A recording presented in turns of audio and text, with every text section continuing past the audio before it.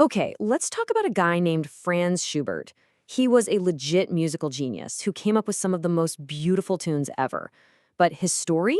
It's built around one of the biggest mysteries in music history. So imagine this. You've just created something perfect, like the best video, the best drawing, the best anything you've ever made. And you know it's amazing. Then you just stop. You walk away and leave it unfinished. That is literally what Schubert did with what could have been his greatest symphony ever. And the question that haunts everyone is, why? And we're not talking about a couple of catchy hooks here. He wrote two whole, complete, absolutely mind-blowing movements for a symphony. They're intense, they're beautiful, and they're packed with this raw emotion that nobody was really doing at the time. And then, poof, nothing. Just silence. It's like the ultimate musical cliffhanger. So, to figure out this puzzle, we've got to understand the guy who made it. Let's start with what I guess you could call the crime scene, his Symphony No. 8, forever known as the Unfinished. The whole thing is just strange, right? He writes this incredible music back in 1822, he even starts sketching out a third part, and then he just puts it in a drawer and moves on. He didn't toss it, he just stopped. And get this, the music wasn't even found until years after he died, tucked away and forgotten. So this wasn't like he got stuck, it was a choice. But why?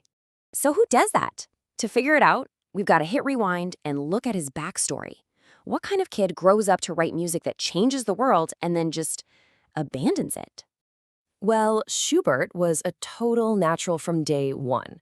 He was born right outside Vienna, which was like the capital city of music. His dad, a school teacher, gave him his first violin lessons, and he picked it up like that. He was so good, so fast, that he won a spot as a choir boy in the emperor's own chapel. That's like getting a full-ride scholarship to the best music school on the planet. And his teacher? A super famous composer named Antonio Salieri, who knew right away this kid was the real deal. So yeah, he had the skills. But when it came to his career, he made a choice that was completely different from all the big-name composers who came before him. See, back then, most composers had a steady job. Some rich duke or prince would be their patron, paying all their bills in exchange for music. It was safe. But Schubert, he was having none of that. He was basically the first indie artist. He chose to be a freelancer, crashing on his friends' couches and betting everything on his own talent. Kind of like a YouTuber or a streamer trying to make it big today. And since he didn't have big fancy concert halls to play in, his friends came up with something just for him, the Schubertiad. Now, forget what you think of when you hear classical music concert. This was like the ultimate secret listening party. His buddies, other artists, poets, you name it, would all cram into a living room, and Schubert would just play his brand new stuff for them. It was exclusive, it was cool, and it was the only way to hear his music first. So, what was this amazing music they were all getting a sneak peek of? Well, this is where Schubert really became a game changer. Schubert was the absolute master of a type of music called the Lied. That's just the German word for song. But for him, a song wasn't just a catchy tune. He could take a poem from a book and turn it into an entire movie, just with a singer and a piano. Here's how his secret formula worked. Think of it like making a movie. Step 1, find an epic poem. That's your script. Step 2, the singer is your main character, your star actor telling the story. But step 3, this is where the genius kicks in. The piano wasn't just background music. No way. It was the entire special effects department. The piano became a galloping horse, a rushing river, the sound of a spinning wheel. It built the entire world of the song with sound. So how many of these little musical movies did he make? Over 600. Seriously. The guy was a machine, just constantly pouring out incredible music almost every single day. But even with all this talent and creativity, Schubert's story takes a really tragic turn. He was in a race against time, and he didn't even know the clock was ticking. In his mid-20s, Schubert got really sick with an illness he'd never get over. But here's the crazy part. It didn't slow him down. It lit a fire under him. He started composing with this insane urgency, writing some of his best, deepest, most powerful stuff in those final years.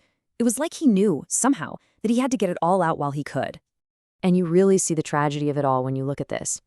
While he was alive, he was basically just famous among his friends in Vienna. Most of his brilliant work was just sitting in a drawer, unpublished. It was only after he died that other famous composers found his stuff and were like, whoa, the world just lost a genius. They started playing his music everywhere. You could say Schubert basically went viral, but decades too late.